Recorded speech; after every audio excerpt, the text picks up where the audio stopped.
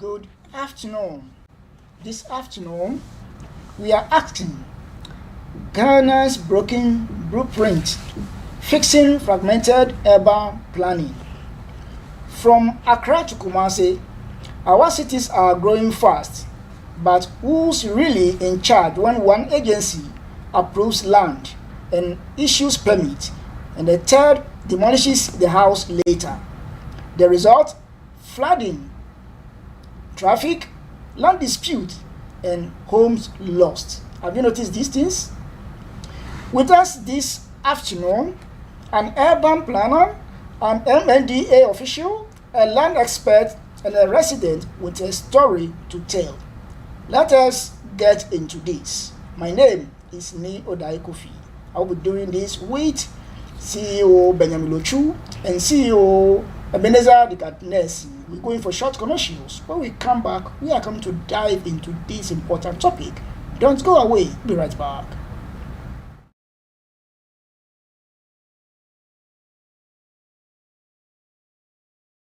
Children have a very high nutritional demand in relation to their size, and vitamins play an important role in maintaining healthy growth.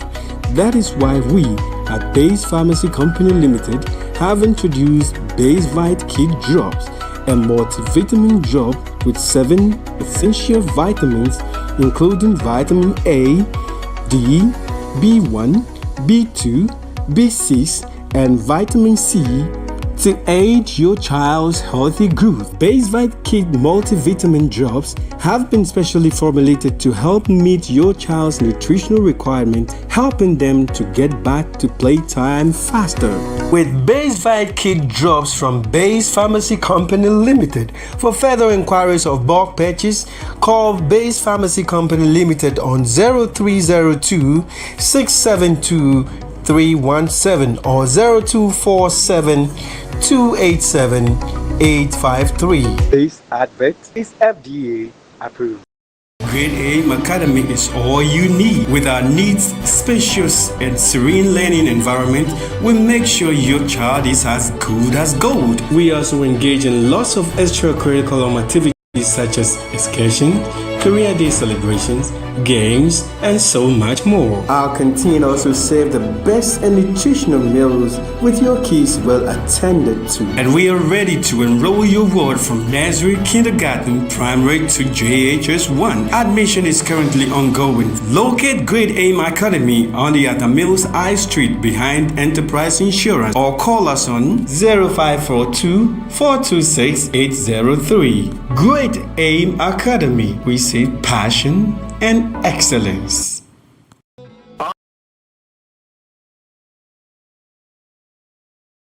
We are right back, and this is Fingerprints. Now, in the studio, as I said earlier on, I have with me here Ebenezer Dikatnesi and Benjamin Lechu. Gentlemen, you are welcome. Yeah, thank you very much. Thank you. Good. So now let me start from Ebenezer. As usual, we are here again to discuss issues pertaining to national development, and we hope listeners will join us and stay glued to their TV set and listen to what we have for them today.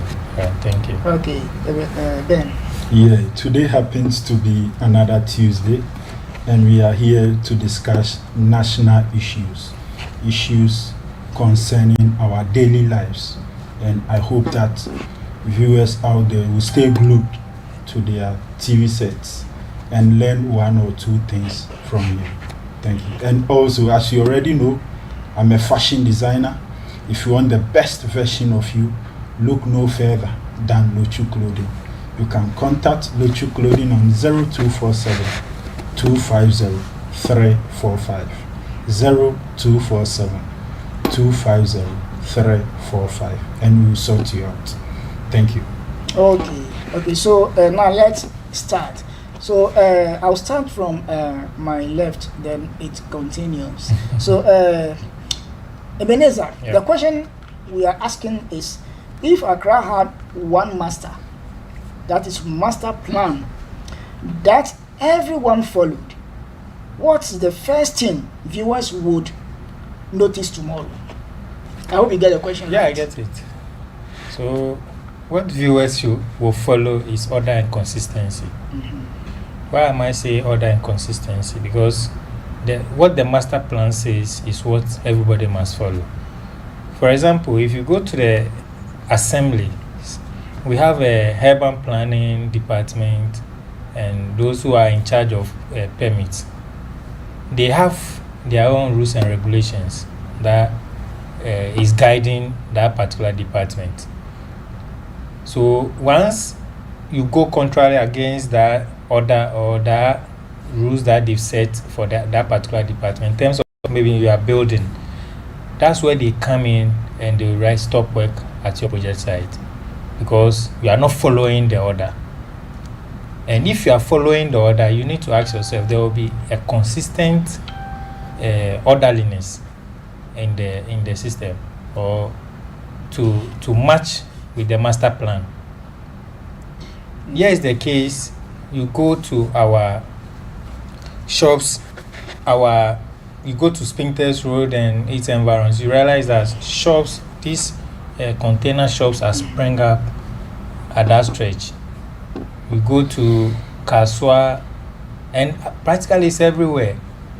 You need to ask yourself, who gives them the permit? Is it the right place to site their containers or their shops? Places which are earmarked for transport or bus terminal has been sold out for developers to build a residential facility. So if there is no order to curtail some of these things, you realize that the master plan that has been set out would not be followed and there wouldn't be consistency.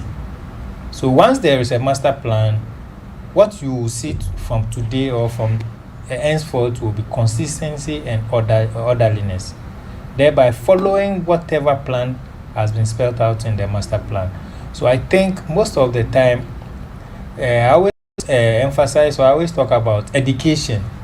Are the assembly people or the municipal assembly, are they educating the people about the do's and don'ts about how to go about their building? Do they know that where they are building is a waterway? They wouldn't know because they don't have the master plan. It's the assemblies who have those master plans. They will be able to tell you that where you are building is maybe earmarked for a particular project or a particular infrastructure project. But if you don't know all those things, it becomes a very problematic for you, thereby not following the orders of the assembly. So I think when there is a good and effective master plan, there will be consistency and orderliness in the country. Okay, so that's good. Okay, now let me come to Ben. Yeah. Thank you once again. You realize that when the capital was shifted from Cape Coast to Accra, the initial plan was because of productivity or because of, let's see, maybe because other headquarters were here. That's why the capital was shifted to Accra, so that they will base on that to develop the other regions. Okay. But you realize that as time went by, Accra started choking, whereby now the people in charge of giving permits to where people should build now go to work just to cut shorts. They go to work because today someone will surely come and come and ask for permits to build somewhere, to put a container somewhere. So they go to work just to cut short to make their daily bread. But that wasn't why they were employed. And when all these things happen, what are some of these effects that we feel as a people? You realize that there will be choked gutters, because the moment your community gets crowded or gets slammed, if anyone gets up, whatever rubbish or whatever thing, they throw it, they dump it into the gutters. And also you realize traffic in the system because the city wasn't well planned. Let me use Alajo as an example. Okay. Now when you go to Alajo has turned into a slum, whereby when rain falls, where the water will pass has become a problem. So it gets choked to the extent that now it finds its way into people's houses and rooms. We all saw the pictures on social media when the Alajo gutter got overflowed. So what are this one? Yeah, I think Yes. that is within our larger enclave. No, I think North Industrial Area. yeah, this either Bawe or North Industrial Area. Okay. Yeah, so when all these things happen, you realize that flooding becomes a problem for us. 5 years back, 10 years back, flooding wasn't a problem in Greater Accra. But because of negligence, and you will find authorities building in waterways, building in places that are earmarked for maybe Ramsar sites, then you will find people buying such places to build. Yesterday, when the rain was falling, I had the opportunity to experience some. So I was actually coming to work. So when you go to the polo grounds, the cave, under the bridge there is a bridge over there. Hey, what is this? So these are some of the pictures. This is Ghana. Yes, so this is the effect of people building on waterways. This is the Alajo Gata. This is the effect of people. Is it Alajo Gata? Yes, people building. I think Alajo Gata is bigger than this. There is one which is bigger than this, but this is also part. Yeah, right? this is also part. It joins. It starts the, from it to join the bigger one. Yeah. So when you build along the waterways, this is the effect that happens. So as I was saying, so when we got to the polo grounds, the place was flooded. So upon further investigation, we realized that someone has bought a land at the back of airport. That's where when rain falls, it gathers the water, and the person has filled the land in such a way that now when rain falls, it doesn't gather there again. The rain finds its way onto the road, and someone nearly died through that. So these are some of the effects that when a city is not well planned, we will experience. And our authorities, I would like to plead that, please, when someone is coming for a permit to build or put a container somewhere, I mean, we should go there and go and do our further investigation and check whether the place is a waterlog or a Ramsar site, because these people know these sites, but yet still they give the permit because someone's pocket has been padded. So they will just give the permit just like that, not regarding the effects that will come after that. So I'll plead that our authorities need to do the right thing. If structures need to be crushed, they should be crushed. If structures that are not supposed to be where they are and need to be demolished, they should be demolished, regarding whoever it belongs to. Let's not cut ways or be like, oh, this one is for this big person in the country. No. Maybe that person might not be feeling the effect, but another person will be feeling the effect. Okay. So if the master plan that's supposed to work, it is working well in Ghana. So the two of you, anyone can. What do you think will happen? The master plan is working well, and people are building on the right way. Rivers are not being filled in order to build there. People do not build on waterways or ramsar and what have you. What do you think will happen? No, we will see orderliness in the country, because people are going to follow the order or the rules or the laws. Let's use East Legon as an example. The place was well planned before people started building. So no one can just stand up and go and put any structure anywhere. even Airport Hills, East Legon Hills, and such places. They've been well planned. But when you come down to this part of the city, you realize that the place hasn't been well planned. So anyone builds anywhere. They build before they plan. Yes, but meanwhile, those who give the permit knows the right thing. Okay. So I think sometimes too, I think it's lack of education that we, the citizen, we lack. Those authorities need to help us. That we are not supposed to build here. This is a place for water to pass. You know, ironically, we feel that how can we give water a place to pass? No, sometimes that's our mentality. But water is a tool that if you don't take time, it can destroy you. If the maker of the world was able to use water to destroy this world, then water is a tool that we are not supposed to joke with. So we need to plan well and get the right effect.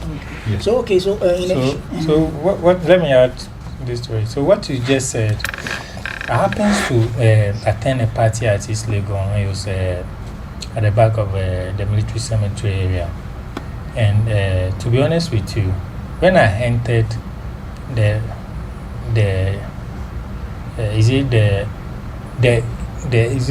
I don't know how they have a particular name, East Legon something. Santo. No, not East Legon, rather Airport Hills. Airport Hills. So when I entered, the place was well structured, well organized. You see pavement is pavement, where you see gutter, and I mean pipe has been laid, telecom infrastructure has been laid, electricity and all those things. So such areas like this, it will be hardly for you to hear of any disaster, because yesterday I'm here to see though. Yesterday, from what I was watching, the places that were heavily affected were Malam, Alajo, Makati, Dansoma, and Sakama area, all this stretch. But this was where, yes. So you see, if it's well planned, is it a river? Yeah, you have to ask yourself. Yes, I think it's a house that the it's rain a house, and the water has into. filled. The water has come up to the roofing level. Yes. Just see. So if you don't know how Just to imagine. swim, And you can. yesterday, I must be honest. I must be honest to you. I was happy when ECG people like quickly took off the light. Yes. Because what this would have caused, it will not be so good for the country. Because just imagine you have electricity or you are doing something and this water has filled your own room. You are going to die. Yeah. You will get electrocuted. It's very serious, and we are not saying it as such, but there should be orderliness, and everybody should follow. Okay. So on this particular program, we talk about job creation, we talk about jobs. So how can these things affect job? How can this affect job or even companies around these areas? So yesterday, for instance, you realize that a lot of companies have to shut down because just even the company itself, some of them suffered. Yeah. Just imagine you've gone to buy, maybe you are running a restaurant and you've gone to buy rice, and all of a sudden this flood has happened. Then it means you are going to lose valuables. See how the place is planned. There is no proper gutter and other things that is laid. So you just see. Okay. So against this, let me ask Ben this question. When a house is built in the waterway, who should Ghanaians hold responsible? No, the responsibility lies on all of us. Sometimes we think that it lies only on the authorities, the higher people, but the responsibility lies on all of us. You know, we find traditional leaders selling land. Most of the lands that are being sold in this country are traditional leaders. They sell most of these lands. And sometimes they know that where they are selling, it's not appropriate for maybe building a residential house or anything. But even after we acquiring this land, instead of going to town council planning for us to seek further education on how to build our buildings or how to go about it, the planning of the building and stuff, we do not go. We think that, oh, so far as we've bought the land, no, it has become ours, so ours is to just build. But sometimes you need to, not sometimes, you need to seek further education from town council and planning people so that they will educate you on how to go about building in a location, especially now that lands are being sold all over, people are buying lands. These estate developers, they don't build the houses by themselves. It's we that buy the land. So as we buy building, we need to go to town council and planning. That's a TCPD. Yeah, TCPD, and seek further education. Because if you don't seek further education, when another person comes, oh, this is your land, so you to build, so before you will realize the buildings are not on the same level. You realize one is here, one is scattered. So if the place is not well planned, you realize that when there's slum, it destroys the place. Water doesn't get way to pass. So the responsibility doesn't fall on just the authorities, but it falls on all of us, because we the people also need to do further education on where we are acquiring the land. That's where I'm acquiring the land. Is it good for whatever purpose I want to acquire the land for? Because this is not look at the picture. site. Yeah, look at the video we are watching now, and I'm happy that the president also went around yesterday on the helicopter to see what is going on, so that he and his cabinet will sit and plan how to go about all these things. Because you can't waste money and buy car and put it down, then water will all of a sudden destroy your car for you. So even if there are people in the vehicle, what will happen? Even yesterday, I learned a lawyer died in his car. He was driving and the water carried him away. Okay. So the onus lies on all of us that we need to do further checks when we are acquiring. This is someone's house. Just look at this. Okay. Vanessa. I'm even sure it's what I'm saying. So basically, when such things happen, to me, I will blame our traditional leaders. But it is not shared responsibility.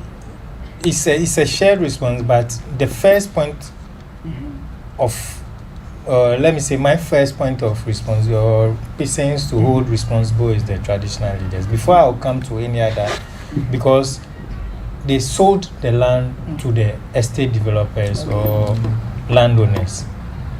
When you are selling, they have what we call site plan and indenture or whatever. So they get that site plan, they go to Lands Commission to verify the ownership of the land. But they forget to add up what we call, go to the town and council planning to ask, oh, this is, and even with the site plan sometimes, it gives you a clear demarcation of how you should build on the land. But because they also want to make more from the sale of the land, they neglect or forget about what they are supposed to do by thereby selling the land anyhow.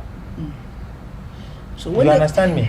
And the developers themselves, when they get the land, instead of them also to cross-check with the relevant assembly to see whether I can build this house here, I can't build here, I can build here, they wouldn't do that. We were talking about East Legon, Santos Hills, and all those things. When